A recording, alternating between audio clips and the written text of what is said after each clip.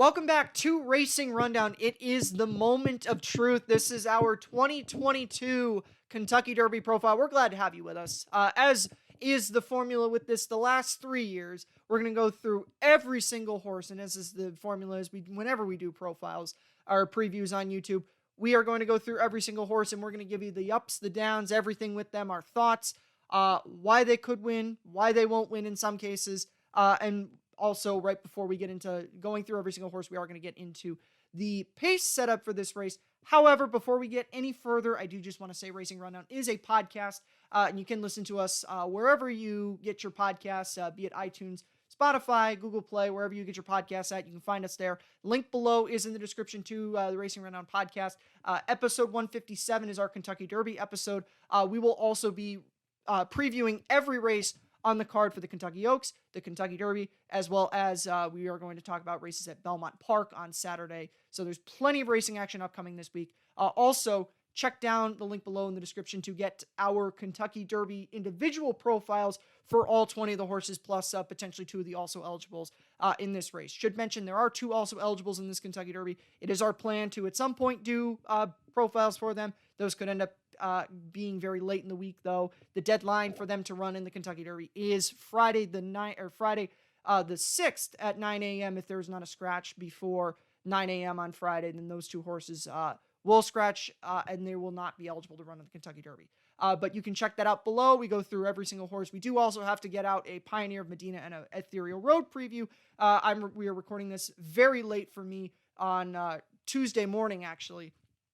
So the news came out this morning of Ethereal Road drawing into the Kentucky Derby. So that profile hasn't come out yet, but be sure to check that down below in the description. You can get our thoughts, deeper thoughts on every single horse. But we are going to go through all of them. We're not going to rush most of the horses. Some horses we will rush because they have no chance, but that's just comes with the territory with the Kentucky Derby. That being said, I'm going to turn this over to Eric now to introduce the pace scenario and our projections for the pace, and you will see the graphic that Eric came up with to demonstrate or to display what we think is going to be the pace setup for this Kentucky Derby. Yeah, every single year, since I believe 2016, I've thrown together a graphic very similar to this to try and outline what I think the pace will look like. And it's very accurate.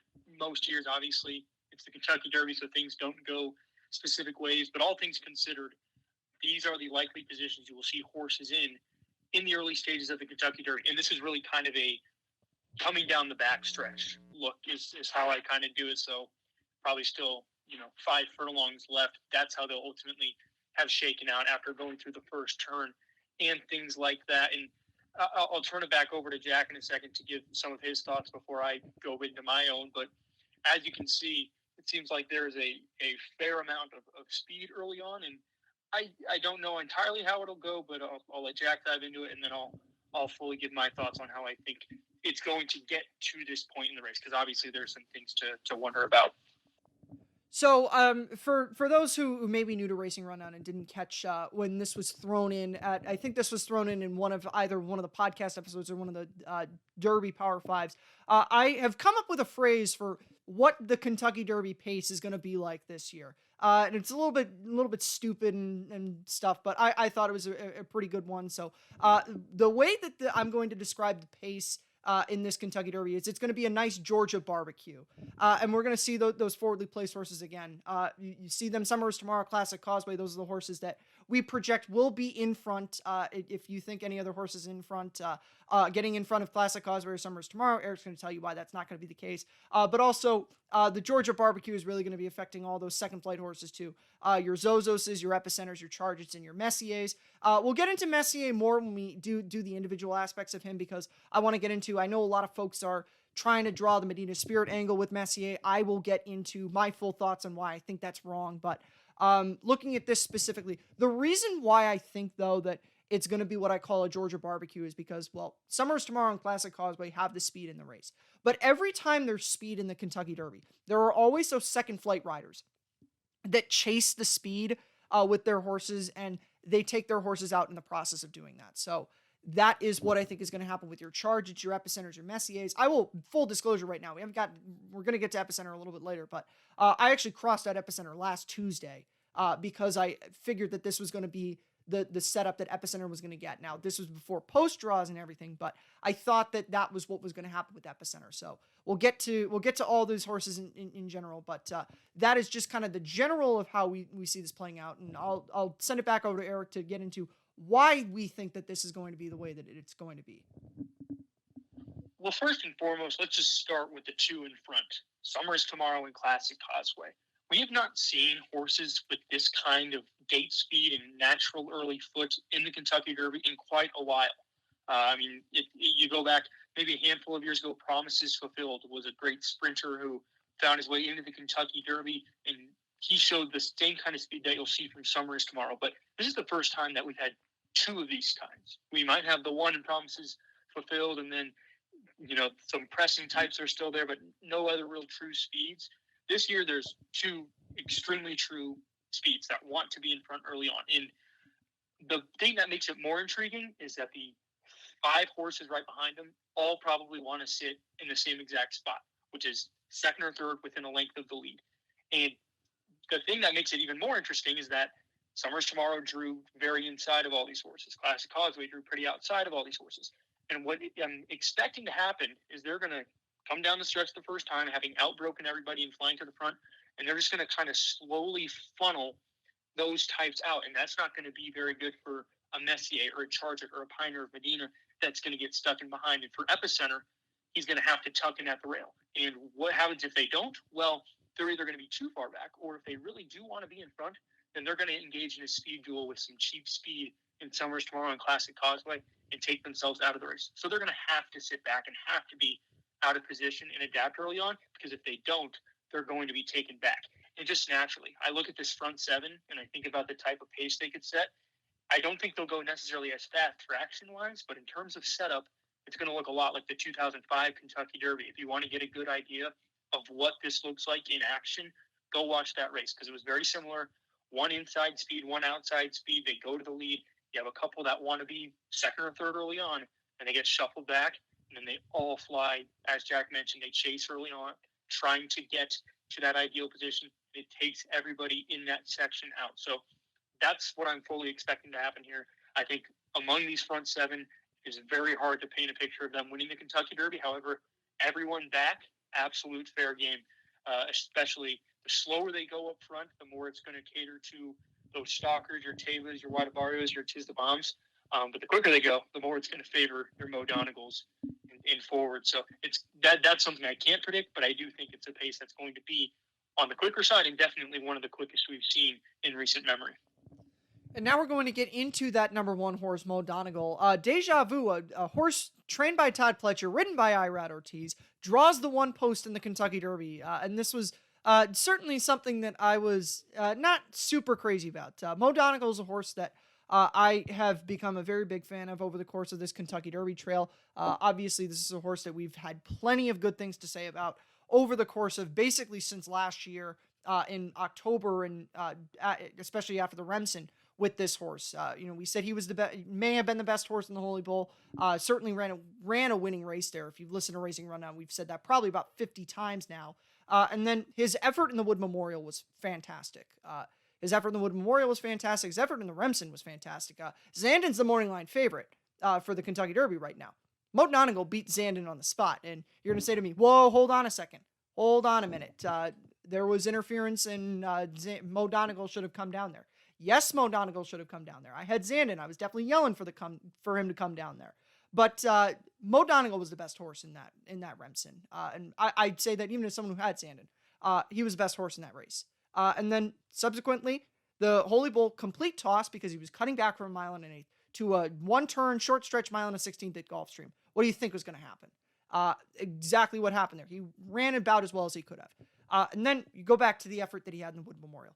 Fantastic. Early voting tripped out mega in the Wood Memorial. And set very, very good fractions for him. Came into the stretch, looked like he was going to win easily. Mo Donegal just got into him late, was able to get the job done by a neck. I had a lot of confidence throughout the entire race that Mo Donegal was going to get there. That's probably the most convincing neck victory I've ever seen. And he has a lot of upside in this Kentucky Derby.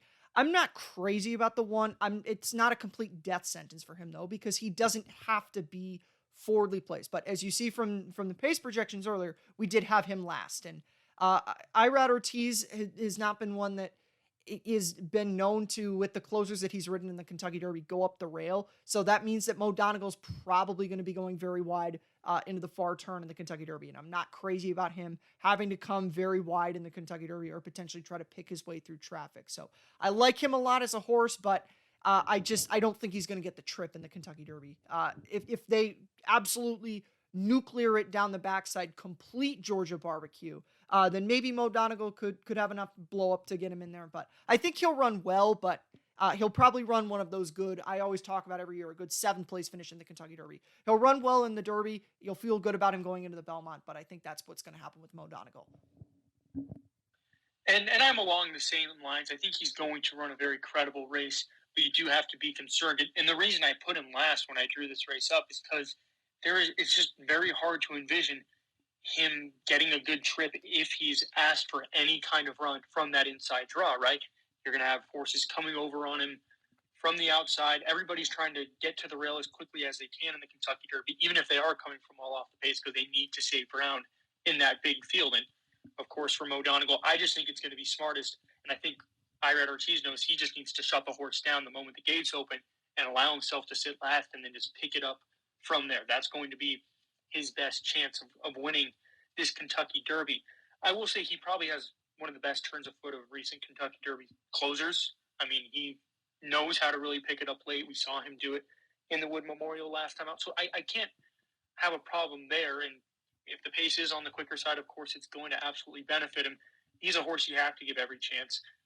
You do just have to be afraid him working past 19 other horses. There's a reason it is so rarely done, because it's hard, and you can find trouble from one horse, right? One horse getting in your way can be the difference maker between you running 5th and you running 8th in the Kentucky Derby. So I have no idea in terms of that, but on talent, he's up there, and he certainly will have a say in the Kentucky Derby if he does get a clean run of it. And now we're going to move on to the number 2 horse in this race, Happy Jack, one of the cool stories of this Kentucky Derby, and that's where everything ends with Happy Jack. He's got no chance in this Kentucky Derby, which is unfortunate. I did briefly ponder picking him in the Kentucky Derby, but I'm not going to waste picking a horse who has no chance just because he has the same name as me. So he's got no chance here. He was crushed in the last 2 races. I'm not really overly high on anybody coming from California. We'll get to that with Messier and Taiba, but he's got no chance. I'm not going to waste more time. One way, if you do want to find an angle, is he's been running in rather paceless races where speed is held out in California. And I think that obviously with our projection of a quick pace early on, that will benefit him. So that might be a way to improve. But other than that, he's been outclassed on all fronts. But I do want to tell the story one more time because it is a cool story.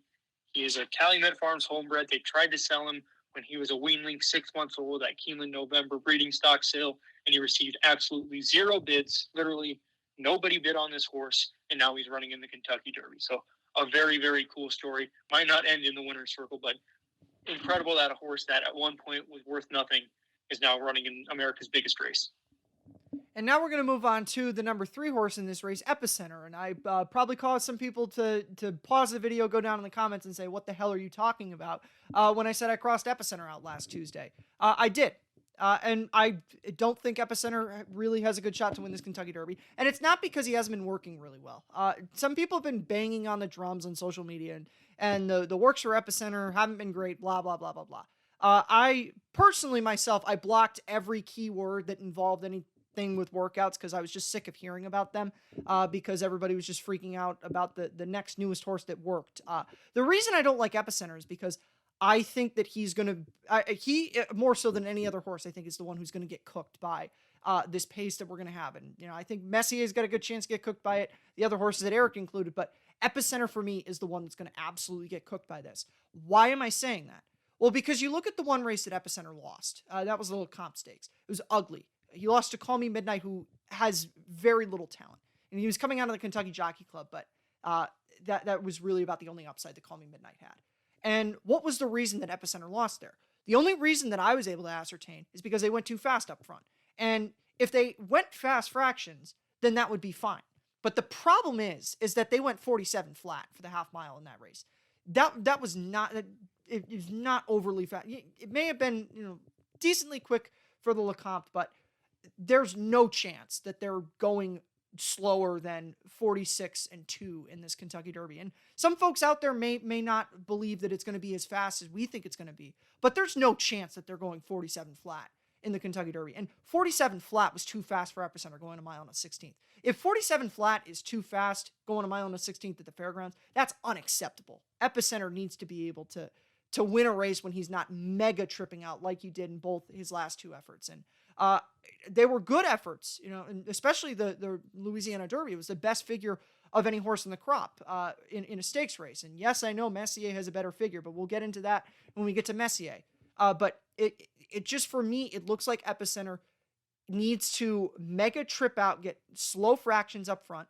And the fact that 47 flat was too fast for him is too much for me when there's a Derby that involves Summer is Tomorrow speed, Classic Causeway speed, potentially Zozos of Pioneer Medina speed. And I think Epicenter is going to have to be relatively forwardly placed. He's not going to be up there with them. He's going to have to be relatively forwardly placed. And like I said, 47 flat is too fast. That's unacceptable for a horse that wants to win the Kentucky Derby. I don't think he really has that good of a shot to win this race. I will be surprised if the pace is, if we're wrong and the pace is super slow and he wins, then okay. But if it's fast like we think it is and he wins, I will be shocked. And I hold Epicenter in a more favorable light than you, Jack, but I think the pace is what ultimately does him in. If you've been able to draw further outside, then I could have elevated him a bit, but the drawing inside of every single one of the speeds, and your only option if you don't want some kickback is to send and engage them, that's not good. Now, he will set an excellent pocket trip, a trip that saw Amanda Loon run so well in last year's Kentucky. I mean, the list, you go down the list and see the horses that sit second flight right in behind the leaders. It pays off well. But for Epicenter, with how well he's tripped out in his recent races, I just don't see how clear adversity on paper is something that he can overcome. He does have a lot of talent. If the pace wasn't so hot, I'd say he was almost a sure thing to finish something off underneath because he just has that innate will to run good races. But he really just, it just doesn't set up for him to totally excel in this race. I mean, I wouldn't be surprised if they run him back in 2 weeks in the Preakness and I'm saying completely different things, but for this specific spot and this specific setup, it just does not make a lot of sense to me.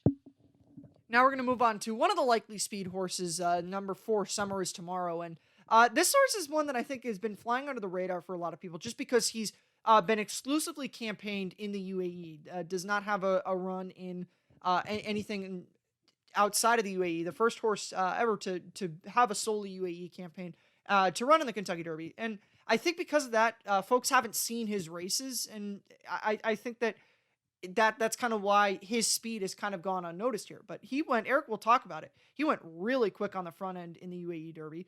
Doesn't really have the pedigree to carry it. He's not going to carry it in the Kentucky Derby. He's going to be a pace casualty, but he's going to be the horse that's in front. And him and Classic Causeway, they're going to be with each other. But you're not going to see them pass under the Twin Spires for the first time and not see Summer is Tomorrow very, very much forwardly placed in the running of the Kentucky Derby. And I'll let Eric get into the reasons why that is. Well, fact of the matter is, this is the fastest horse that has ran in the Kentucky Derby since Trinnyberg.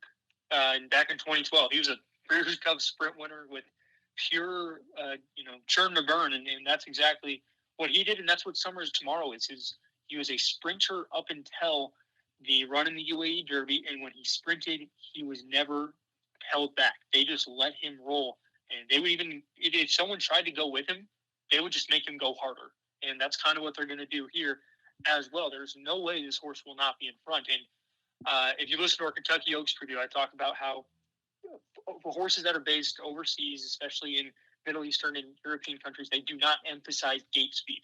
And that's what we've seen a lot with horses that come over to the U.S., the Japanese runners especially.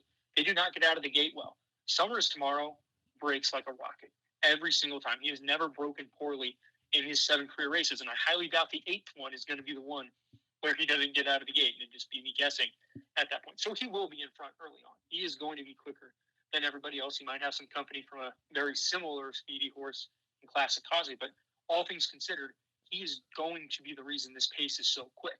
And that, of course, affects every single other horse in the race.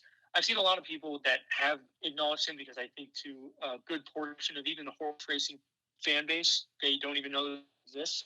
And to the half that does know he exists, thinks he'll finish last. He's not going to run last. He is actually pretty good because he went incredibly quick in the UAE Derby and somehow still ran second there. That was going a mile and 3/16, so a 16th more is not going to kill him.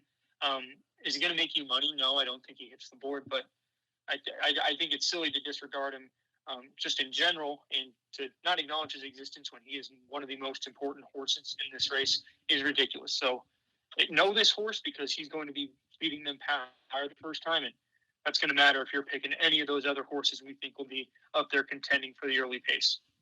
Yeah, I want to add one more thing on Summers tomorrow. This is going to be the horse that busts your tickets. You're going to have those horses that you're going to have a ticket on one of those jockeys that's going to get baited into chasing this super fast pace. This is going to be the horse that's going to burst those multi-race wagers, those supers, those exotic wagers. So be prepared, because Summers tomorrow is going to do the dirty work in this Kentucky Derby big time. We're going to get now to the number 5 horse in here, Smile Happy, for trainer Ken McPeak. This horse, at least for me, I was considering picking him for a very long time. I did not pick him, but I was considering picking him for a very long time. The best 2-year-old from last year. Didn't win the Breeders' Cup Juvenile. I don't really care. This is the best horse from last year, or the best 2-year-old from last year. Had the best 2-year-old victory. Won the Kentucky Jockey Club Stakes.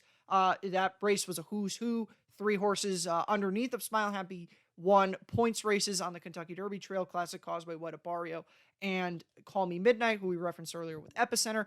And his maiden effort at Keeneland, very, very good very, very good win.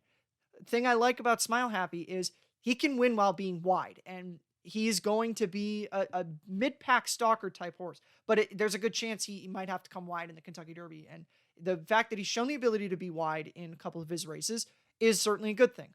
Now we'll get to the things that made me not super crazy about him. Actually, I should say about the Risen Star. Zandon is the morning line favorite for the Kentucky Derby right now, and Zandon has had folks fawning over his Bluegrass Stakes for the last 3 weeks, and it was a very good race. I'll get to the Bluegrass in a minute, but one thing I want to say about the Risen Star, and I talked about this in my Smile Happy profile, but Zandon got first run on Smile Happy in the Risen Star. Very first run, actually. Zandon was a few lengths in front of Smile Happy off the turn. Smile Happy finished in front of Zandon in the Risen Star. So it's kind of interesting. I'll talk about it when I get to Zandon, but I kind of view that these horses ran opposite races in their last 2 starts. I think that Smile Happy ran the winning effort in the Risen Star between these two, and ran the equivalent of the Zandon Bluegrass winning effort, and Zandon ran the Smile Happy runner-up Bluegrass effort, if that makes any sense. I apologize if the language is a little bit peculiar there, but I think that these horses ran very similar races in their last 2 starts. And I don't think the Bluegrass was a bad effort for Smile Happy. He took the bump from Emmanuel at the top of the stretch. That could have been something that threw him off a little bit. The thing about the Bluegrass, though, that it left me a little bit worried about him is the fact that he was beaten so much by Zandon in there. And then the other problem is I hate to say I'm not picking a horse because of a jockey, because Corey Lanery's a good guy and everything like that, but Corey Lanery has a habit of finding trouble in races, and Corey Lanery ran second in the Kentucky Derby with Looking at Lee, running a perfect Calvin Burrell type trip in the Kentucky Derby up the rail, which could potentially be a position that Smile Happy could find himself in. If he gets an open rail, it could potentially be coming up that rail. And Looking at Lee had no chance to win the Kentucky Derby, but he ran second there. So Corey Lanery can do good things. Corey Lanery can also ride horses like he rode Mo Tom in the 2016 Road to the Kentucky Derby. So it's feast or famine with Corey Lanery, and honestly, that was one of the reasons why I didn't pick Smile Happy. But don't discount him because of the Bluegrass. I said in my Derby profile that I thought that he might have peaked at 2. I don't think that anymore. I think Smile Happy's got a huge shot to win this Kentucky Derby. I almost picked him. Don't discount him, though. And, Ken McPeak has been very bullish on this horse, originally saying that they would need to bring a bear to beat him in the Bluegrass. Didn't happen there, but I think maybe this time he'll finally have him ready to go. 3rd start back off the break. And another thing about Smile Happy's Bluegrass is he was, for one, put into the game a bit more than he usually is. I think He's definitely more of a mid-pack type. In our pace projection, I have him sitting back half of the field, back three quarters, really, because that's where I think he does his best running. I thought his bluegrass was exceptional in all of those good things. But the big thing about the bluegrass was not only was he probably a little too close, he also was very wide throughout. And in fact, he ran 2 lengths further than Zandon. And he only lost by, Spinal Happy lost by 2.5 lengths. And if he doesn't run 2 lengths further in total than Zandon, that puts him probably a half length closer. And he took that pretty, I would say, significant bump from a manual. Like, that's enough to knock a half length out of a horse. And then all of a sudden, he's right there with Zandon, right? And obviously, that's neither here nor there. It's totally hypothetical. But point is, he had the valid excuses from that race. And he did finish in front of Zandon in a race that didn't set up for him at all in the Risen Star. And he was the best 2-year-old last year in the country. He's done all the right things. Just hasn't been able to find the winner's circle because other horses were having their day in the sun. But so I think he does run a good race in the Kentucky Derby. I think he runs, top 5 probably. But it is the trip. As I said, finding trouble in one small place, one horse can be the deciding factor between you finishing 1st or 10th, right? That is a fact. It happens every year in the Kentucky Derby with at least one horse. And I wouldn't be surprised if Smile Happy is that horse, because he is drawn inside in 5. He could find trouble in the early stages. He could find trouble just trying to get past one horse in the far turn, and that could separate him from getting to the wire first in the Kentucky Derby. On talent, he's among the best in this race. But getting the right trip and putting it all together on the big day is what matters more than anything, and that's not something I can necessarily quantify. Now we're going to move on to number 6, Messier, and I'm going to roll a clip from Racing Rundown episode. I forget what episode number it is, but the episode that we previewed the Super Saturday of the Santa Anita Derby Wood Memorial Bluegrass. I'm going to roll a clip right here for those folks who are not regular listeners of Racing Rundown, just so folks know my history with this horse. Messier is going to win the Santa Anita Derby, and after Messier wins the Santa Anita Derby, he is going to win the Kentucky Derby. Officially locking that in now. I will not pick another horse besides Messier, unless Messier for some reason doesn't run in the Kentucky Derby. But yeah, so I don't think this horse is going to win the Kentucky Derby now. But I want to get into the talk that I've seen with this horse. I have seen so many folks over the course of the last couple of weeks say Messier is going to be the Medina Spirit in this Kentucky Derby. Johnny V is going to win the Derby wire to wire. All this fun stuff. And I'm just going to say, where is that effort? Where's the sign that that's going to happen? This horse in the 2 races that he's lost. I'm not counting his maiden race. That doesn't matter to me. The Santa Anita Derby and the Los Alamitos Futurity. Those are the 2 races that he has lost in his career. What happened in those races? He chased fast paces. Like we've talked about, this Kentucky Derby is going to be a fast pace. If Messier is forwardly placed, like we expect he will be, he's going to be chasing a fast pace. They went 1:10-4 in the Los Alamitos Futurity and in the Santa Anita Derby when he was chasing fast horses in that race, and then obviously chasing Sprinter Speed of Forbidden Kingdom in the Santa Anita Derby. He wilted with 1:10-4. I seriously doubt that he's going to be able to run through whatever kind of fractions that they're putting up in this Kentucky Derby, which could be 1:10-4 fractions. If they're putting that up, then throw the towel in on Messier. But the fact of the matter is that this horse loses every time that he chases fast paces. And that's not what happened with Medina Spirit. I understand why folks are trying to find this, because every single person last year after the Kentucky Derby, and I know this because Eric was one of those people, looked at the Kentucky Derby, looked at Medina Spirit, the way he won the Derby, and coming in and said, damn, I should have had that. And I think people are trying to overcompensate this year and try to make that out of Messier. Messier is not a horse like Medina Spirit. Medina Spirit had a stakes victory coming into the Kentucky Derby where he had been on the lead the entire time and run through some fast fractions. That race does not exist for Messier. And you say to me, now, whoa, hold on a minute. The Bob Lewis. Folks, let me tell you about the Bob Lewis. Please do not buy into the Bob Lewis with this horse. Trust me, that is the reason, one of the big reasons why I said what I said about Messier back in April. The Bob Lewis was against, I literally wrote down in my notes, the Bob Lewis was against actual claimers. That race to me is nothing more than a workout. I'm not viewing that as a race. It had a 103 figure. I think that figure was totally wrong. Beyer had an awful weekend with the figures that weekend of the first weekend of February. They got the Withers figure very wrong. And I think they also got the Bob Lewis figure very wrong. So I don't care that he ran a 103. I don't care that he won the race wire to wire. It was a literal workout.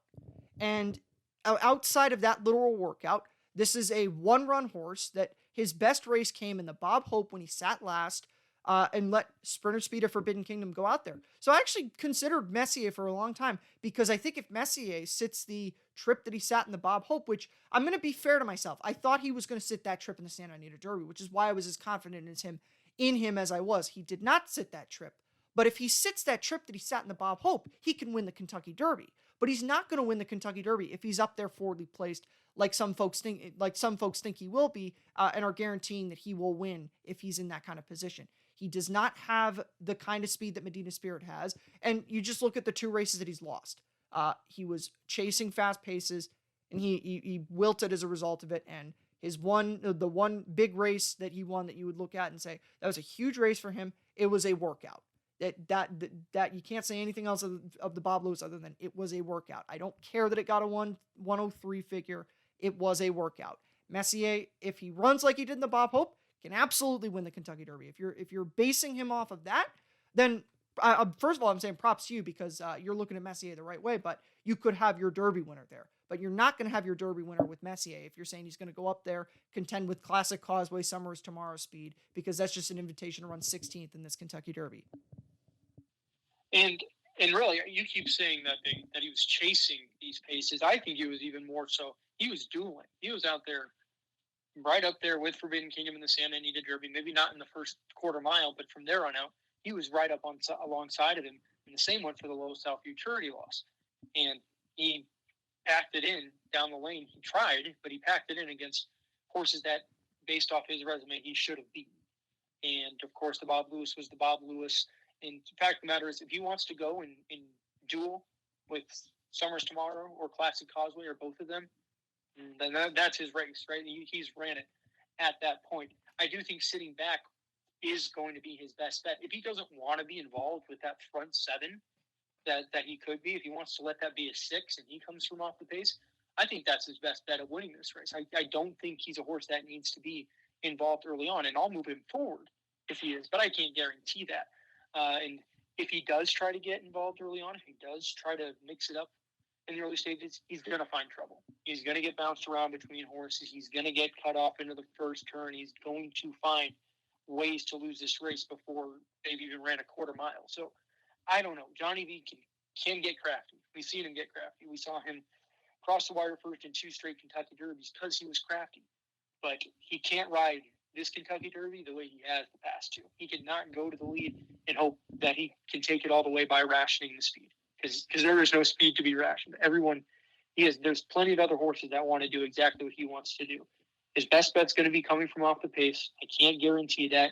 And even then, he's only faced 5 other horses at most in his other races. He is at a very easy trip. To this point, 19 other horses is a big ask, and still have a lot of questions. He's not a bad horse, but he's got a lot to overcome, and I just don't see how it happens in this one. And now we're going to move on to number 7, Crown Pride, the winner of the UAE Derby.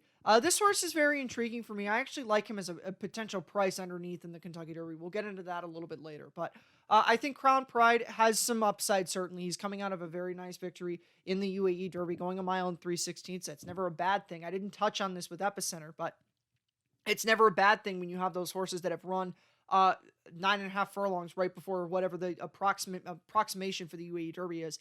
Essentially 9.5 furlongs going into the Kentucky Derby. That's never a bad thing. And he's a horse that has 3 nice victories. And I think his one defeat was going shorter than, I think it was a mile or something like that, around that. But definitely going shorter than he wants to go.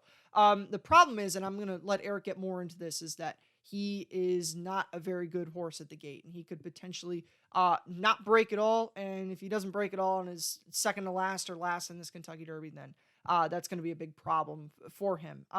Like I said, I think I like him as a price. And, if you've been watching international racing at all this year, Japan's been winning everything. So, they're committed to winning the Kentucky Derby at some point.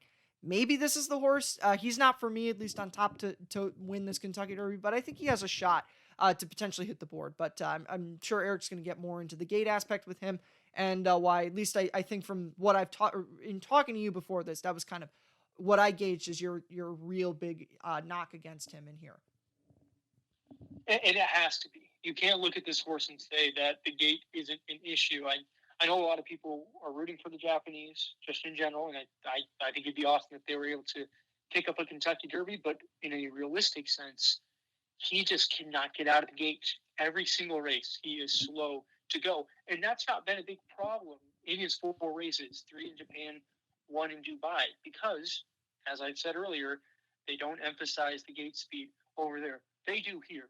And given that he is surrounded by 2 horses that are going to want to be in that front 7 early on, Charge It and Messier, including a couple others around them, he's going to be slow, and then he's going to have no clear running room ahead of him. Go back and watch the UAE Derby.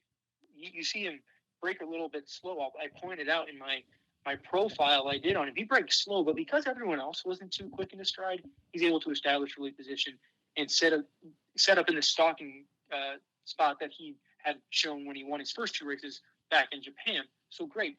But he's not going to be able to be in a stalking position here this time round. I was generous in where I placed him in my pace projection. I have him sitting like 12th, I think. There's a good chance he's probably like in the back 5 just because he's going to be so slow out of the gate, and then that's going to put him at a big disadvantage. His race 2 starts ago, the high distance, which was on the road to the Kentucky Derby through Japan, one of their points races. He broke slow, and he got squeezed back because there was no room in front of him. And all of a sudden, he was trying to make up ground throughout, and then he just found trouble in every single situation. And that's just what I fear for him this time round. You do have to like the distance experience, though. He is 3 for 3 when he's gone 1 1/8 or longer. He's undefeated around 2 turns. He does have a good turn of foot. He can stay all day. He's being ridden by one of the best riders in the world. So there's plenty of good positives for him. But it is hard to envision a world where this horse is not at a disadvantage straight out of the gate because he doesn't know how to get out of it cleanly. He schooled in the gate, and he tossed the rider. That's how bad it went. Point being, I just don't see how he can win this race based off of that factor. I could see him absolutely chugging along late, making up a lot of ground in the final stages, but because he put himself in such a bad position early on, it cost him the chance of winning. And now we're going to move on and talk about the number 8 horse, Charge It. Eric referenced him a little bit earlier. We haven't gotten to Taiba yet, but if you listen to my Taiba profile, you know that I knocked Taiba a lot based on the history aspect and the fact that horses with 2 and 3 starts going into the Kentucky Derby don't usually have that great of a resume. And I said that Taiba would have to be better than Justified to win the Kentucky Derby, and I think Taiba could potentially be that. Charge It has no chance to be better than Justify. Charge It is the typical example of, back when the Apollo Curse was still a thing, there would be these horses that had the potential, that didn't race it to lightly raced horses going into the Kentucky Derby. They had the potential, but they always ran poorly because they didn't have the seasoning that they needed. And that's what Charge It has coming into this Kentucky Derby. He ran good in the Florida Derby. I called it a junior high school effort there because he learned a lot in there. He'd never been punched in the mouth before. He got punched in the mouth for the first time in the Florida Derby, but he was green down the stretch. He wasn't running in a straight line. And you're going to take that race where he was obviously green. Yeah, maybe he matured from it, but you're going to take him from that race and you're going to drop him into a 20-horse Kentucky Derby and potentially put him up around a very, very fast pace there while he's green as a billiard table. Yeah, no thanks. Charge It, I actually tossed him before the draw. He was one of my 7 pre-draw tosses just because he does not seem like he's fit mentally. He is the prototypical example of one of those horses that Todd Pletcher brings to the Kentucky Derby every year because Todd Pletcher is always going to bring any 3-year-old he can get to the Kentucky Derby to the Derby. I will say, though, I think he is going to be a good horse come summertime. This is just going to be too much too soon for him. Took the words right out of my mouth. Too much too soon. It's hard enough to win the Kentucky Derby with 3 starts, and then you throw in the mental factors on top of it all. He ran great in the Florida Derby, but he did also get the perfect trip. He was able to sit just off the leaders that went a little too quick, and that set up really well for Charge It and White Abarrio, who we'll touch on later. And the greenness aside, he was never going to beat White Abarrio, in my opinion, and once again, set up really nicely for him. He's one that's going to thrive on this distance and things like that. He could be an excellent Belmont horse if that's where Todd Pletcher wants to put him. But I just don't like it. And I don't. Todd Fletcher has been adamant that this horse will probably be closer up than he was in the Florida Derby. And as we've discussed already through 8 horses, that is not where you want to be. So just hard to envision a scenario where he can take this massive step and win the Kentucky Derby. And now we're going to move on and talk about the number 9 horse, Tiz the Bomb, the most experienced horse in this Kentucky Derby. I haven't mentioned this yet, but this is probably, I haven't done the stats on this either, but this is probably the most inexperienced Kentucky Derby field coming into it. There are so many horses with less than 5 starts, and I haven't gotten to the stats on that, but we're going to be seeing something that doesn't happen very often in Kentucky Derby, it looks like. But Tiz the Bomb, very battle-tested, and also has some of the best accolades in this Kentucky Derby in terms of accomplishments. Multiple graded stakes winner, Breeders' Cup placed. There is a Breeders' Cup juvenile runner in the Kentucky Derby this year, just a juvenile turf runner, which is interesting. This is the first year since, I forget what the year is, Eric. You'll correct me on this when you get to your stuff on Tiz the Bomb. But this is the first year in a number of years where we don't have a starter from the Breeders' Cup juvenile, but we have a juvenile turf starter in there. So that is kind of a funny note that I just thought of right now. Tiz the Bomb's a good turf horse, and I'm not completely tossing him just because he's coming out of the Ruby and he was running on the synthetic surface. The issue with him is that he doesn't like to run in behind horses, and there's absolutely no way that he is going to survive. If they try to put him forwardly placed, there's absolutely no way he's going to survive whatever the pace is up front. And if he's stuck in behind horses, he doesn't like taking dirt. It's not going to bode well for him in this Kentucky Derby. He's got talent. I could see a situation where if the pace for some reason isn't as fast as we think it could be, and he goes up there, is able to get clear and not take dirt in his face, maybe he could run well in this Kentucky Derby, but I just don't really see it because I don't see the situation where he's not going to have to be stuck in behind horses. And even then, if he's not, he's going to have to be exceedingly wide, which I'm not really super crazy about any horses being exceedingly wide in the Kentucky Derbies, you'll hear throughout the course of this preview. So he's got some upside, certainly. He'll be a good turf horse once he gets back on the turf, but as of now for the Kentucky Derby, not for me, and not really for too many people I've seen. Yeah, that's kind of it. And to answer your question, the last time a Breeders' Cup juvenile went without a Kentucky Derby runner the following year was 2013, and this will be only the 4th time in the Breeders' Cup's history that we don't see a horse that ran in the Breeders' Cup Juvenile the year prior make it to here. Meanwhile, the Breeders' Cup Juvenile turf is somehow turning into a good Derby prep. There were 2 from the 2017 running, 3 from the 2017 running, 1 from 2018. That horse went on to win the Preakness, and now Tiz the Bomb. So certainly cool to see some versatility. For Tiz the Bomb, that's really it. He can handle dirt. He just can't handle dirt in his face, and there's no chance, unless they are really trying to get crazy here, that he will not have some kickback in the early stages. If they want to send him, then that just further plays into our notion that being near the front is not the place to be in this year's Kentucky Derby. But he's a talented horse. He's shown that on plenty of occasions. He has really taken it even a step further than he did as a 2-year-old in his last 2 starts. The Jeffrey Lee one was very impressive. That's why the speed figures came back so strong. But it's a surface issue more than anything, and there's just no way around it unless, because if he does send, he's going to get cooked. If he doesn't send, he's going to face the kickback he doesn't like. It's a lose-lose for him all around. And now we're going to move on to the morning line favorite for this Kentucky Derby, as I already kind of implied. I was a bit surprised that Zandon ended up being the morning line favorite for it, but that's what Derby week or week before the Derby workouts will do for you. Zandon's coming out of a good effort in the Bluegrass. I am actually going to kind of criticize myself because I joined the many folks who now, as I would describe it, have kind of overstated how good of a victory that was in the Bluegrass for Zandon. It was a really, really nice victory for him. However, I criticize track announcers very often for vocabulary that they use, and I think that Kurt Becker's call of the race kind of played into that notion because it was whatever the exact phrasing of it was something to the extent of Zandon has weaved through all kinds of traffic. And I went back and I looked at it and I was like, okay, well, what exactly was that all kinds of traffic? Well, he split tired horses going into the far turn. He goes between Volcanic, who was the Breeze Easy horse in that race for Mark Casse, and Black Adder, who was the Rudy Brissett runner in that race. He splits those 2 horses and then gets a opening on the rail, and then he has to come out and brushes briefly with Fenwick.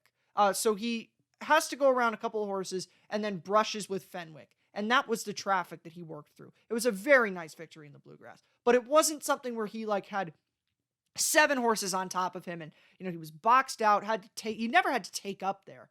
So he never had to take. The only thing that happened with him is he was shuffled back to last, but it wasn't like Pratt had to check or anything and he had to go around a ton of horses. No. So I think that the quality of the Bluegrass was certainly overstated. It was a really nice victory, but it wasn't. I think it's been a little bit oversold how good the Bluegrass victory for Zandon was. As we talked about with Smile Happy, he got first run on Smile Happy in the Risen Star, and he still lost. Or he still lost to Epicenter, but he also lost to Smile Happy in that race. Going back to the Remsen, Mo Donegal was the better horse there. That's the big thing that I don't like about Zandon is, yeah, the Bluegrass was really good, but the first 2 efforts, he was just beat on the spot. Mo Donegal was better than him in the Remsen. Epicenter tripped out, obviously, but Smile Happy was better than him in the Risen Star. And Eric talked about with Smile Happy the reasons that you could say, well, Smile Happy wasn't 2.5 lengths worse than Zandon. So is Zandon a good horse? Absolutely, yes. Can he win the Kentucky Derby? Certainly. But I don't think the Bluegrass was as good as folks have been saying it was. And then the other thing about him is he's probably going to be closing in the Kentucky Derby.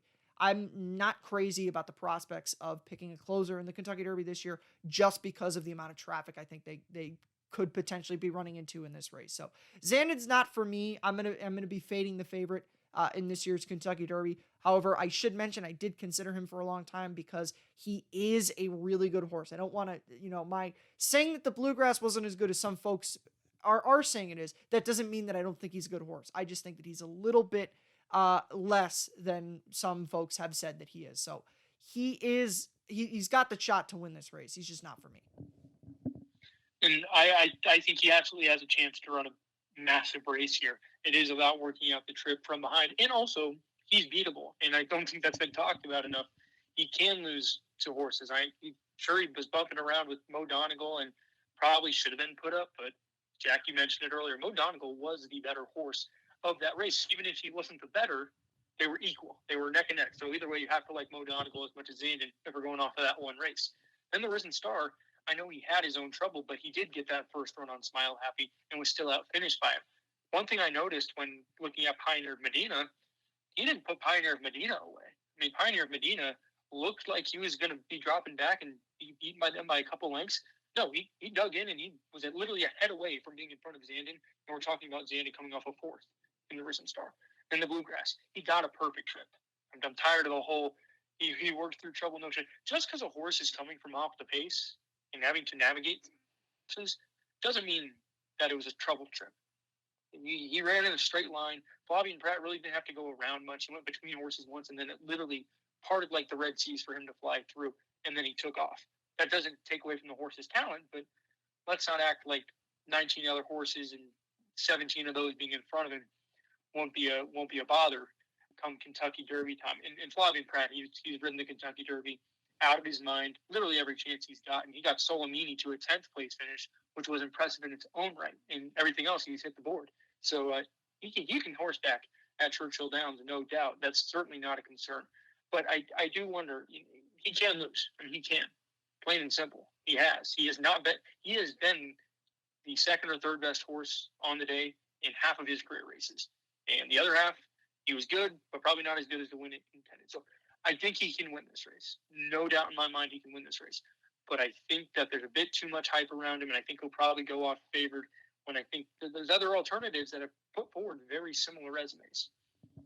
And now we're going to move on to number 11, Pioneer of Medina, a horse who was in the Kentucky Derby, and then when Classic Causeway jumped back in the Kentucky Derby, he wasn't. And then, the entire last couple of weeks, we knew he was going to get in because Chad Brown basically said early voting wasn't coming. So, but fortunately for him, he is here now. And he kind of, at least for me, strikes the mold of the typical horse that hits the board in these points races. And Todd Pletcher just runs him in the Kentucky Derby because that's the kind of trainer Todd Pletcher is. He'll run any horse he can and get into the Kentucky Derby. He'll run that horse in the Kentucky Derby. And he ran some okay races in the Risen Star. Eric just talked about how his Risen Star effort was really good and almost finished in front of Zandon. And then his third place in the Louisiana Derby behind Epicenter was certainly not bad, but we project him being relatively forwardly placed. He seems like the typical Pletcher horse to get into the Kentucky Derby and then, just run average. before you factor in the pace situation, and then the fact that we're having a Georgia barbecue down the backside, you throw that in. Pioneer Medina is probably not going to run too well in the Kentucky Derby. Just a couple low. He has been in his last 2 starts. He's gotten perfect trips, perfect trips in both the Risen Star and Louisiana Derby, and was not able to get the job done. He is gritty. I mean, when he starts to back out as they make their way inside the 5/16 pole, you'll see him really try and fight for a minute, but then he'll lay it down eventually. One positive though is he is getting better. He has improved on figures with every single start. He went from an 80 buyer from the Fairgrounds allowance win to a 93 in the Risen Star and then a 96 in the Louisiana Derby. That improvement and progression is consistent across every other kind of figure. So that is something you like. He is getting better with every start, and he is really bred to relish a mile and a quarter. But once again, the talent is the biggest part of it all, and I just don't think he has it. And now we're going to move on to number 12 in this Kentucky Derby, and that is the Santa Anita Derby winner, Taiba, a horse who we weren't even considering on the Kentucky Derby trail, going back even into mid-February. I think when we had our episode where we were talking about the disqualification of Medina Spirit, I think one of us made a comment to the extent of Amr Zandon's not going to have a horse in the Kentucky Derby. Well, we were wrong. Amr Zandon does have a horse in the Kentucky Derby this year. And that begs the question, well, what is Taiba going to do? Taiba is coming into this race with the most inexperience possible.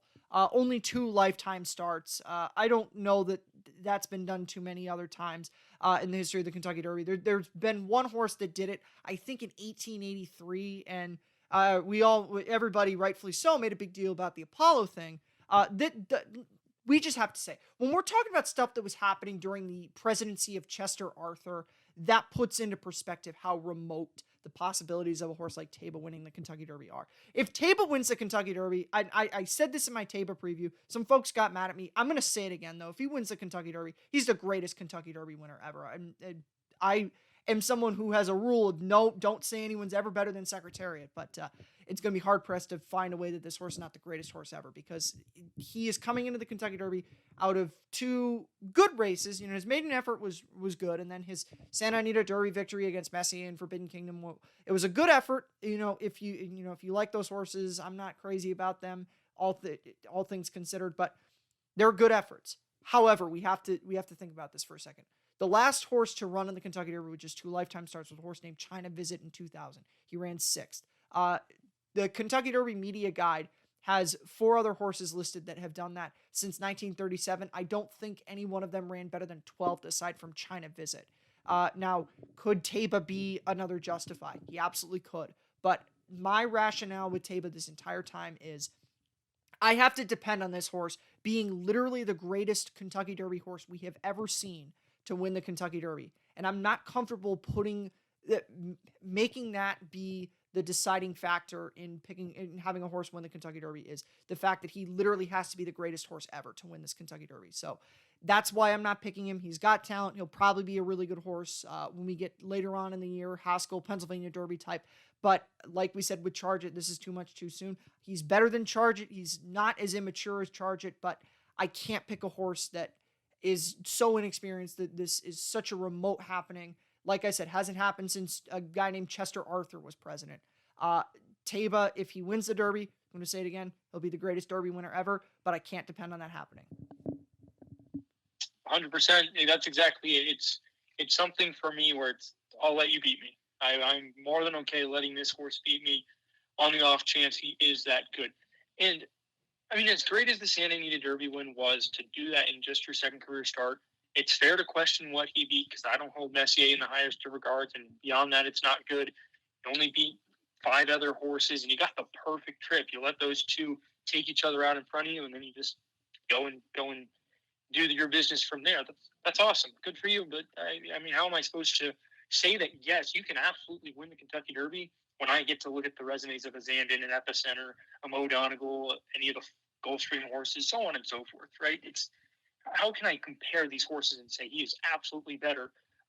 Certainly a speed figure is not going to tell me that. And I think that the Santa Anita Derby figure is heavily inflated by the Southern California tracks, like they usually are. So it's too much too soon. I do think he gets a good trip, because he seems like the type who can sit in that sit 4 or 5 lengths, maybe a little less, but point is off of those early speed and then make the first run and be in good position.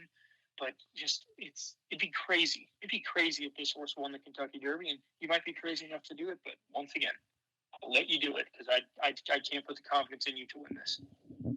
And now we're going to move on and talk about the number 13 horse in this Kentucky Derby, Simplification. The one-time Racing Rundown declared best 3-year-old in the crop. I'll ask you quickly, Eric, is that still the case with Simplification? It could be. It could be, that's for sure. Well, we'll look at Simplification now. The thing with this horse is he has a tremendous amount of versatility. You look at him in the early part of his career, he was pure speed. Mucho Macho Man victory, he was in front at every call. When he broke his maiden by some insane double-digit amounts, I don't remember the exact number, in front all the way. Holy Bull misses the break, and you think, okay, his race is completely over. He's going to run 6th, something like that. We'll have to make excuses for him and all that stuff. All he does is run 2nd. Huge race there. Now, I question whether or not he was going to beat White Abarrio there, but he ran a huge race there. Next out, Fountain of Youth. Tons of trouble. If you want to look for actual trouble, this horse had actual trouble in the Fountain of Youth. Had to go super wide there. Had to deal with a bunch of working through horses in the earlier part of the Fountain of Youth. He won that race convincingly going away, and there was a reason he was the favorite in the Florida Derby.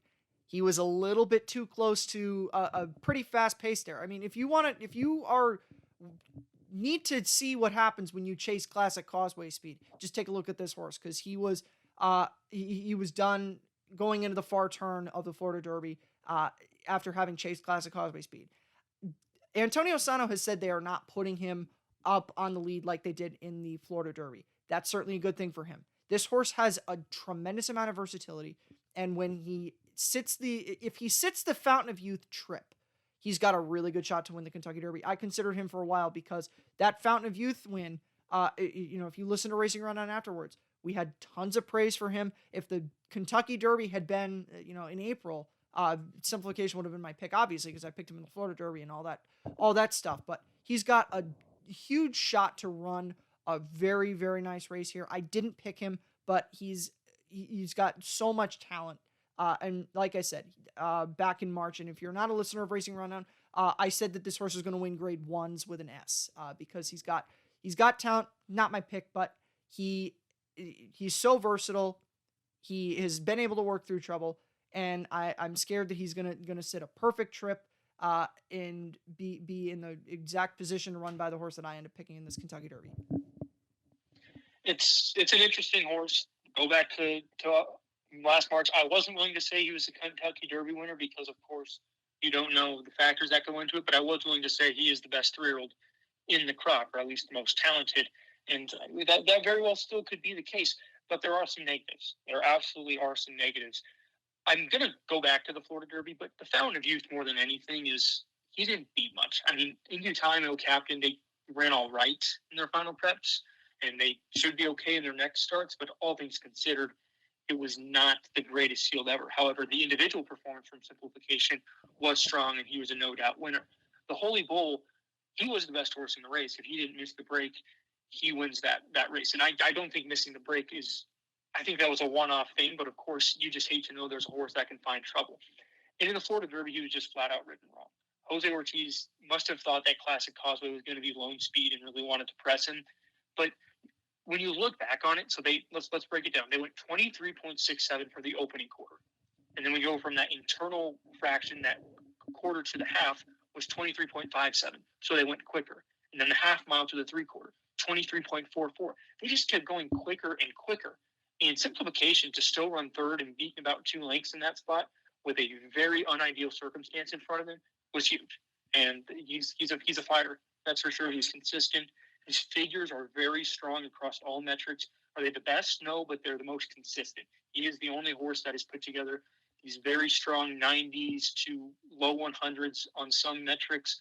It's very, very impressive to see. He does need to sit back, though. That could mean traffic trouble, which I hate, but he also has Jose Ortiz aboard, and Jose Ortiz has been able to work out some excellent trips in the Kentucky Derby. So you got to weigh the pros and cons with this one. He has a lot of talent, but he can find trouble, and you do have to question some of the things he has done. But if he's ridden right, he certainly has a chance to run a good race.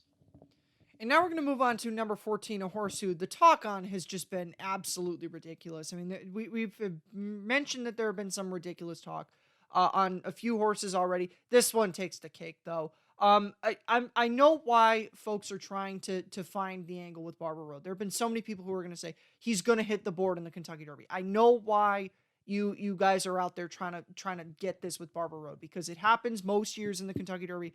There's a long shot horse that it was running, placing efforts in prep races before the Kentucky Derby that at huge odds hits the board in the Kentucky Derby. I know that because I had Country House in 2019. I said that he was the horse to do that, and I was proven right by that. Unfortunately, didn't have him to win, but that's a completely separate note. Barber Road is not Country House. And I caution you, do not look at this horse and think you're going to get a Country House here. You're going to get a horse that's going to run 16th in the Kentucky Derby. The Arkansas road to the Kentucky Derby has been awful this year. I did a preview for Unoho, which now is irrelevant because Unoho is not in the Kentucky Derby. But the Rebel Stakes was the ugliest prep of the entire year, in my opinion. And I know some folks might disagree with me on specifically which race was the ugliest, but in my opinion, the Rebel was the ugliest race. He lost to Unoho and Ethereal Road. Unoho's not in the Kentucky Derby, but he would have had no shot. Ethereal Road has no chance in this Kentucky Derby. The Southwest, he lost to Newgrange, who is awful. In the Smarty Jones, he lost to Dash Attack, who is also not good. In the Arkansas Derby, he lost to Cyberknife, who I have been tossing for the last 3 weeks from the Kentucky Derby. The point is with Barber Road is he's just not running good races. And it's just that the other thing about him is that everybody's picked up on this. If you're looking for that long shot horse, you don't want a horse that everybody's talking about, because he's going to take money. He's not going to be the price that you think he's going to be. Sure, in the win pools, he might be big double digits, but everybody's going to bet this horse to show because he's run second and third in his 4 preps in Arkansas this year. Don't get fooled, though. This is not a horse that's going to hit the board at a huge price. This is a horse that's going to finish up the track, and everybody's going to think, oh, we should have seen that because he was running in Arkansas and the horses were not good. And outside of that, he's not going to win because he couldn't win in Arkansas. How is he going to translate seconds to Newgrange and Dash Attack into winning the Kentucky Derby? The only thing that you could possibly manufacture with this horse is show, but as I already mentioned, it's not happening. Yeah, I understand it a little bit more now. I still think the talk on him is crazy, and I'm going to dive into that more in a moment. But really, more so, he moves up a little bit with how hot the pace will likely be, and because of that, he could pick up some pieces late and fill out some exotics. I don't think he can win, though, because he just doesn't have the will to do it. He has had every chance to win his last 4 races, and then just never wanted to get the job done. He doesn't really make up ground in the stretch of races. He is slowly chugging along, and then he finds this weird gear in the final 50 yards, and that's where he picks it up late and then gallops out like a champion. And listen, if the Kentucky Derby was decided by the gallop out, Barber Road would be, a Triple Crown winner at that rate. But point is, he never wants to actually get it done. And you mentioned all the horses. Every single horse that beat Barber Road ran terribly in their next start.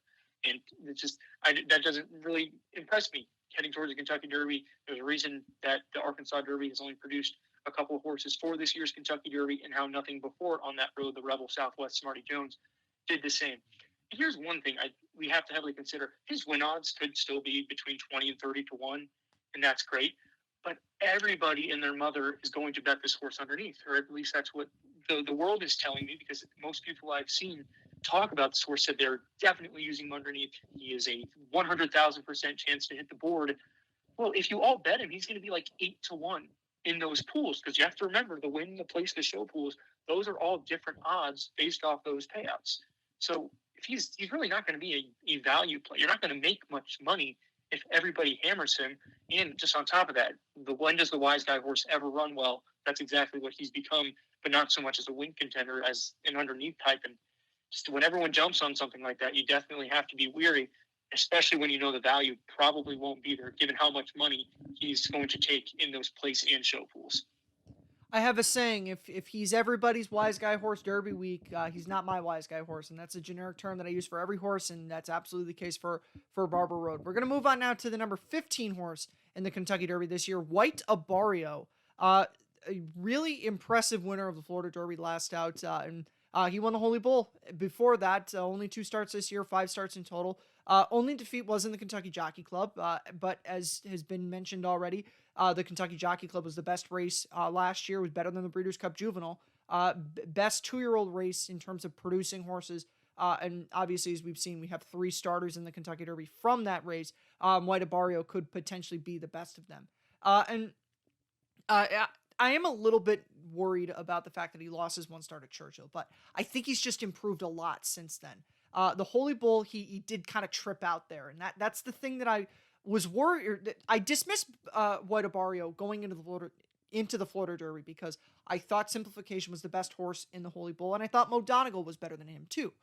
So I said this horse completely tripped out. Simplification missed a break. Mo Donegal was going a mile and a 16th. He wants much more. He's not going to win the Florida Derby.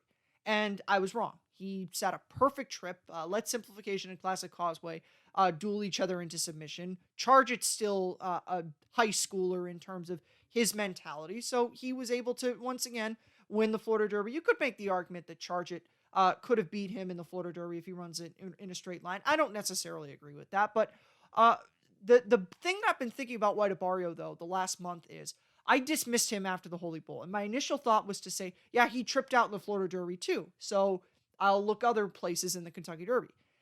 I'm very worried about doing that again because that's what I did Holy Bull into the Florida Derby. And look what happened there. He won the Florida Derby. He is going to sit a very good trip in this Kentucky Derby too. He is not going to be up there with that group out there that are barbecuing each other on the front end. He'll be back there in that mid-pack area around with Taiba, Tiz the Bomb, in front of Simplification, but in that same group of horses. And I think the other thing about him is that he did come wide in the Florida Derby. And I know that it's not great to be wide, especially in the Kentucky Derby, but I'm not overly nervous about him being wide in the Kentucky Derby. I think that that's something that, at least that he showed that he can be wide. It's a good thing. He's got a ton of upside coming into this race. And I think that he's better than he was in the Kentucky Jockey Club. His 2 starts this year have been great. He's got a huge shot to win this race. Absolutely. Absolutely. He's one of 2 undefeated horses in 2022 in this year's Kentucky Derby. And I think that's something that's kind of been overlooked. You just love a horse that's consistent. He has overall one of the best records, being 4 for 5, and his only loss was a grade 2 placing in what was basically the Breeders' Cup Juvenile last year in the Kentucky Jockey Club, and he has quality track experience. But you did mention my biggest concern was the fact he was really tripped out in his last 2 starts, the Holy Bull and the Florida Derby, but that could come to fruition again here. That does raise another concern. I wouldn't be surprised if he doesn't necessarily get sucked up into that front 7, but finds himself just a little too close to it, and that takes away some of the late punch down the stretch, right? It kind of eats him up in that final furlong. Maybe he makes the lead, but gets passed down inside the final 200 yards. So those are concerns I do have, but the talent is 100% there, and if he can sit the perfect trip, I have no doubt he could at least hit the board in some fashion. One other concern, and this is a really interesting fact, and Jack, I know you and I were big on the speed figures be damned mentality, and I'm all for it. But this is the truth. By Brisnet speed figures, which I'm a big on Brisnet, and I read this fact on Twitter. I wish I knew who I could attribute it to in the moment. But over the last 22 Kentucky Derbies, 20 of the winners have had 100 or higher speed figure at any point in their career. Could have been their first career start even, but point is over their career 100 plus Brisnet speed figure at some point. White Abarrio does not have that. And I'm not trying to read into that too much, but it is interesting because that's an overwhelming amount of the time. And that was my big knock on him, is his figures have never really been that strong. And once again, speed figures be damned, but also why is he not ever getting better is a big cause for concern. I also don't like that he hasn't necessarily won outside of Gulfstream, but he did have the good run at Churchill that's mitigated. Another one where there's tons of pros, few cons, but one I expect to run a very good race no matter what. And now we're going to get into a few of the horses that at least I personally rated as horses that have no chance. Cyberknife, I already mentioned, I've tossed him very, very quickly. I thought that it was a fantastic ride by Florent Geroux in the Arkansas Derby. But I thought the way that I described it is he tripped out, but he tripped out because of the ride there. But he did trip out in the Arkansas Derby. And he is not going to get the perfect trip that he got in the Arkansas Derby. And, I mean, he's coming out of a race at Oaklawn. If you listen to the Oaks preview, you know how much I trashed on Secret Oath. I trashed on Barber Road, and outside of that top three, I mean, are there any good horses underneath in there? Doppelganger's awful. Chasing Time's awful. Unoho wouldn't have had a chance in the Kentucky Derby. He's not here. But he would have run up the track in this Kentucky Derby. Nobody's good from the Arkansas Derby, and Cyberknife is worked really well last week. And because it happens every single time, the week before Derby week, there's a horse that worked. Every time a horse works, people start freaking out over them. Why I took workouts out of my life over the past week is for this exact reason, because Cyberknife all of a sudden became a wise guy horse on Monday because apparently he's going to run huge because he had one nice workout. He's coming out of the Arkansas Derby. He got crushed in the Lecomte, and that was not the Risen Star. If it was a Risen Star, then you could make a case about it. That was a Lecomte, and nobody good runs sixth in the Lecomte. And I know Epicenter's a good horse, but you look at the horses that were in behind, worse than third in that race. Certainly major red flags for Cyberknife. I will be very surprised if he runs well in this Kentucky Derby. Yeah, and just let's dive into the whole workout thing really quick. Great, awesome, happy you're enjoying it. This is the first time most of the people that are hyping Cyberknife up about his workouts have actually seen him work out, and there's a good chance this is exactly how he looked in January in his penultimate work, where he fired a bullet in 102, one flat and two, best out of 41 workers on that day at the fairgrounds, and that ultimately led into his 10-length defeat in 6 in the Lecomte. Point is, this could just you have no idea if he's actually working the best he ever has in his career. This is 100% how he probably looked 5 months ago. You just didn't know it, and you didn't factor that in when he was breaking his maiden or running 6th in the Lecomte. So throw them out, please and thank you. But he has gotten better. He has ran his 2 best races his last 2 starts. He has figured out some things mentally, not all of them. He was definitely very green in the Arkansas Derby, but Florent Geroux did everything right to put him in a position to win, and I think he has a good chance in here to get another good ride. It's going to be on him to put the talent out there, have the horse himself, but Florent Geroux, he's going to be able to sit a good trip outside in the clear. He's going to maybe lose some ground, but with his pedigree, that won't matter, right? He has a chance to actually work out a really great trip in this spot, but the talent has to be there. And we already talked about the poor form from Oaklawn. Has he gotten better from Lecomte? Sure, but he was still beaten pretty badly in that race by Epicenter, among others. And he's just a cut below still at this point, and he does need to keep getting better to win this race. And I'm not going to trust the workouts that he's probably been putting in since January. One more point on that. Brad Cox said this was his only Derby horse back in December when this horse had, just broken his maiden. So he has always been a good horse in the mornings because Brad Cox would not have thought that. Therefore, crazy to continue this notion that he's just completely blossoming heading into this Kentucky Derby. He's not without a chance. There's no zero chance on this horse because he could get a perfect trip and put it all together on this day. It's just hard to see it happening on paper, and you definitely cannot use the workouts as the reasoning because he's always been a good workhorse. And now we're going to move on to number 17, the infamous post 17, with no winner ever in the history of the Kentucky Derby. And that is going to continue because we have the second half of our nice, fun Georgia barbecue that we're going to have down the backside in the Kentucky Derby. And that's Classic Causeway. Classic Causeway is a good horse. His stakes victories at Tampa were very nice. You can't look at him and say that he's not good. It's just that he's not Kentucky Derby good, and the fact that he's going to be out there contending with pure speed, Summer is Tomorrow, isn't going to help him. Post Kentucky Derby, he could potentially can find himself back in the graded stakes winner circle, but it's just the fact that he's going to be up there with Summer is Tomorrow. He's going to be deep frying them down the backside, and unfortunately, it's not going to produce too many good results for him. But this horse is it is a very cool horse. Connections definitely got some Derby fever because originally he wasn't supposed to come here. They put him back in the Derby, and it certainly changed the dynamics of this race. But that's about as much as Classic Causeway is going to do. Is just makes this race more fun on the front end, and he could potentially help you win the Kentucky Derby if you like one of these closers. Yeah, it's.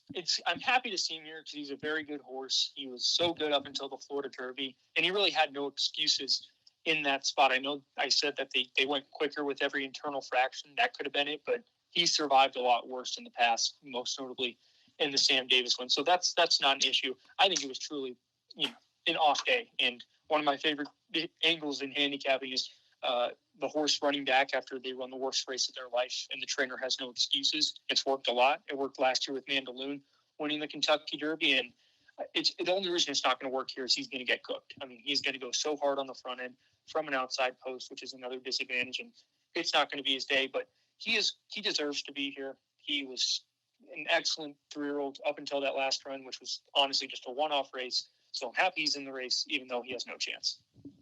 And now we're going to move on to number 18, Tawny Port, the final Brad Cox horse. And actually, I should correct myself. He's not the final Brad Cox horse because I forgot which order we did the horses in.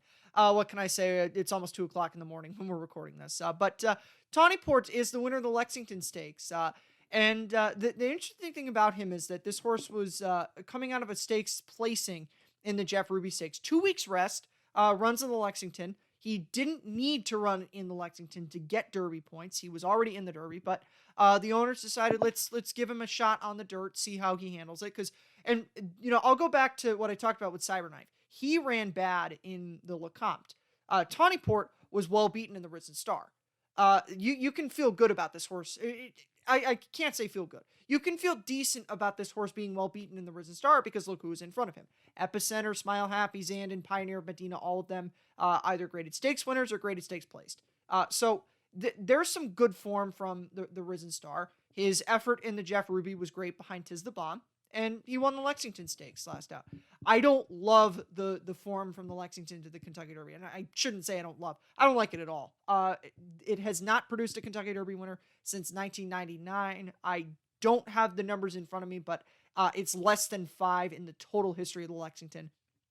And Charismatic is the last horse to prep his final distance as a 1 1/16 and win the Kentucky Derby. Now, that being said, Tawny Port has already gone 1 1/8, so that's kind of negated with there, but that's certainly something to think about. And the question is yeah, he answered the dirt question, but does he really have that good a competition that he's been running up against? He was well beaten in his one time when he was running against real quality dirt horses, and how many good horses were in the Lexington? That's debatable. He's one that could potentially, you could maybe manufacture something with him, but he's not for me, and I personally don't really see much of an upside with him. Yeah, he's just been a couple low when it really mattered, and finding the weaker spots in the Lexington and the Jeff Ruby to get the points to get here. Brave of you and all, but it's unrealistic to think he has the necessary attributes to win the Kentucky Derby. He's another one that's going to probably benefit from sitting further back, and he's one that's going to benefit from going 1 1/4. But that's about it. He's a cut below on every other metric, and visually, of course, Risen Star is all you need to know. And just once again, if he won, it'd honestly be one of the more shocking horses if he was able to get the job done. And now we're going to move on to number 19, Zozos, the final Brad Cox horse. This time I am correct. This is the final Brad Cox horse. Coming out of a very good runner-up effort in the Louisiana Derby, everything metric-wise came back really good from that. I know I criticized Epicenter a lot, but Epicenter is one of the best 3-year-olds in the country, and Zozos ran a very credible race behind Epicenter. He set the pace in that race, and he was beaten 2.5 lengths, but he stayed on and finished second there when he could have faded and run lower than that in there. So that's certainly a good thing for him. And before that, he had 2 pretty decent victories in an allowance at Oaklawn, and when he broke his maiden at the fairgrounds. He's another one of those horses that didn't run it too. I never liked those horses too much going into the Kentucky Derby. And then the other thing with him is he's going to be right up near that. If you remember our pace projection, he's going to be right up near that pace. So he's another one that's just going to be a pace casualty here. He's got some upside, could potentially be a future graded stakes winner down the road, but not right now. And his first 3 races, he set just the perfect trip for him every single time, and it's of course played into his hand. And it's very hard to envision a scenario where he gets that this time around. He's going to be wide on the turns. He's not going to be able to save ground. He doesn't need to be on the lead, but he needs to be 3rd or 4th within a length as we drew it up. And That's going to stretch him pretty wide on the turns. He's already a horse who, I know he went the mile and 3/16 in the Louisiana Derby last time out, but he was allowed to set his own pace. And of course, he was going to run well with how the race set up for him. It's going to be the complete opposite here, and he's not bred to get a mile and a quarter in the slightest. So he'd be another very shocking winner. He's done some great things. You don't win a race by 10 lengths at the allowance level if you aren't decent. And he's another one that's gotten better with every start. His last out figure from the Louisiana Derby puts him actually within contention in this race. But all the other factors of the distance and the likely trip and just being a couple low behind Epicenter last time out, that doesn't do much for you. So another one that's a pretty easy pass for me. And now we're going to move on to the final horse in this year's Kentucky Derby, the one who drew in yesterday morning, Ethereal Road for D. Wayne Lucas. Who had at the beginning of the year on your bingo card, D. Wayne Lucas having horses in both the Kentucky Derby and the Kentucky Oaks this year?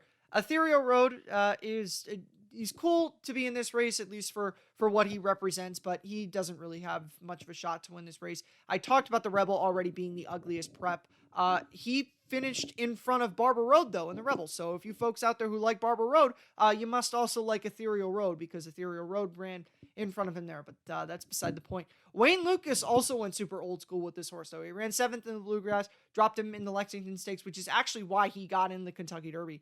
I don't know what the stakes earnings play out would have been, but I think Rattle and Roll, the second of the two also eligibles, actually, get in the Kentucky Derby without that. And I should correct myself. Rich Strike gets in the Kentucky Derby, not Rattle and Roll, if D. Wayne Lucas didn't do that. So pivotal race ends up being the Lexington Stakes. Ultimately produced 2 starters in the Kentucky Derby, which I don't know when the last time that happened was. But Ethereal Road, cool that he's here, but he doesn't really have a chance in this race.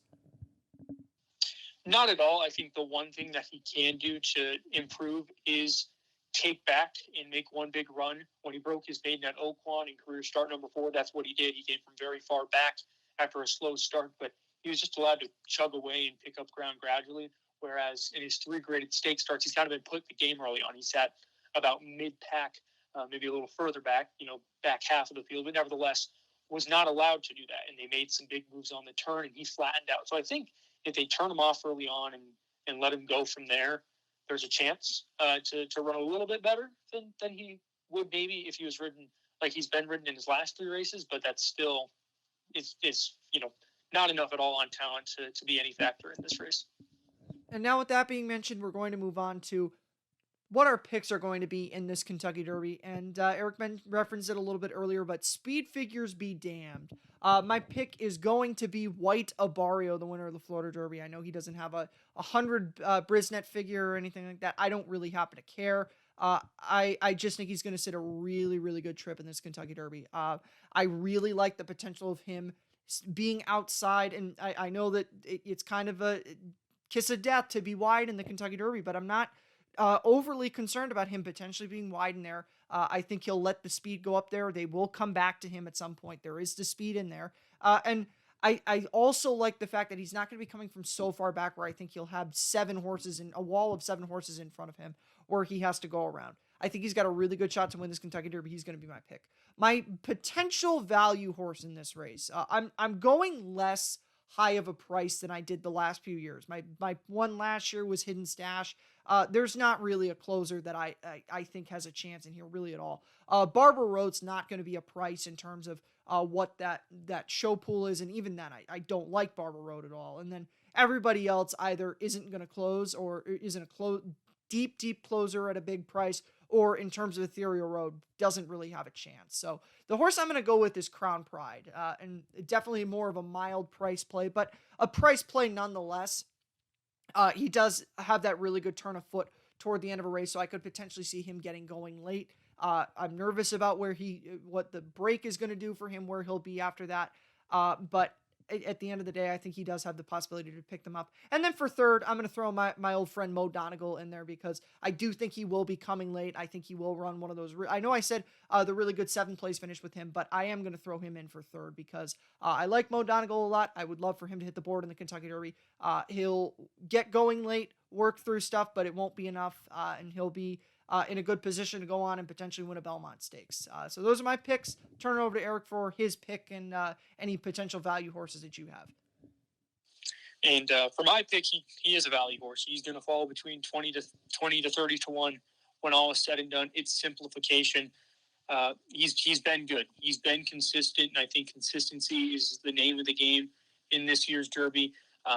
If he's been better, he should have won one of his races that he lost this year, and he has very valid excuses for losing the other. When ridden correctly, he very well could have won the Florida Derby, and listen. You don't need to win your final prep to win the Kentucky Derby. You don't need to win your final race into any eventual race you're about to run. And so I'm not that concerned about it, especially given the fact it is expected for him to be ridden correctly.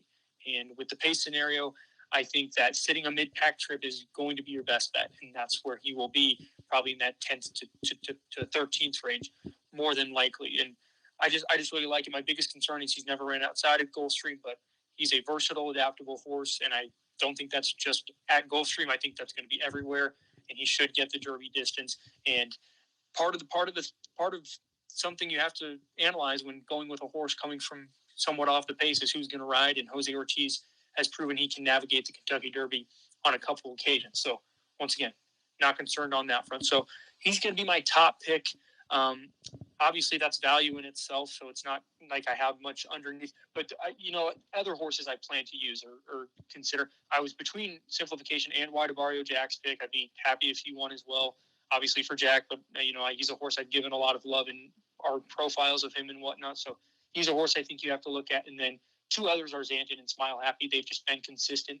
Obviously, Zandon's probably going to be your favorite or second choice. Smile Happy, though, I think he'll still be low teens, and that there's going to be value in him underneath. So those four are horses I'll probably use in some places. Simplification on top, in addition to Smile Happy, the 5, the 10 Zandon, and the 15 Wide Abarrio.